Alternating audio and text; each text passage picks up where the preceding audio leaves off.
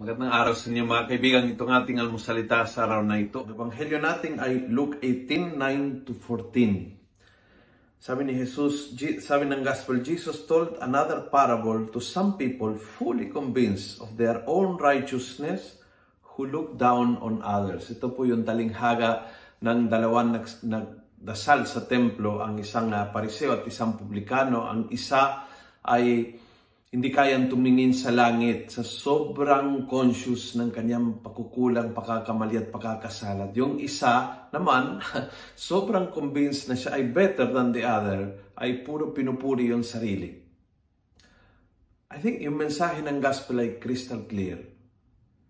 If you feel that you are better than anyone else, you are not. Yun po yung patunay na hindi totoo yun.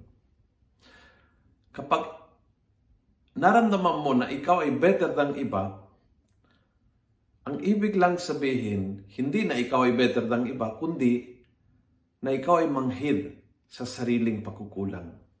Na ikaw ay bulag sa sariling kasalanan.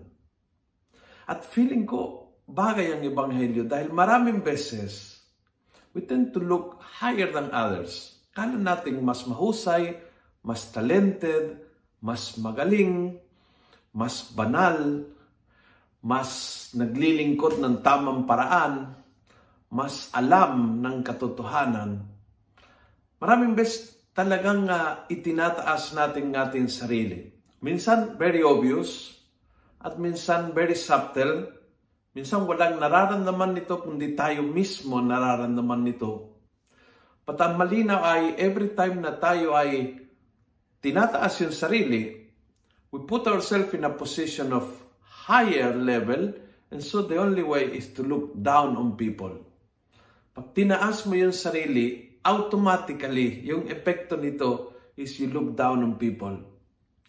Mangmang, di marunong, di magaling, di mahusay, di banal, di etc. etc. etc.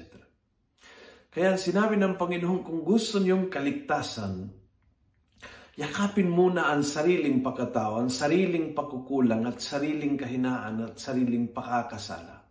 Ngayong araw na ito, try mo. Try mo na talagang damdamin mula sa kaibuturan ng iyong puso, hindi yung kagalingan o kahusayan, kundi ang iyong kahinaan at kasalanan. That will make you not feel bad, but that will make you feel merciful sa kapwa nangangailangan ng habag ng Diyos. Habag na ay laging andyan para sa atin. Kung nagustuhan mo ang video ito, pass it on. Punuin natin ang good news sa social media. Gawin natin viral, araw-araw ang salita ng Diyos. God bless.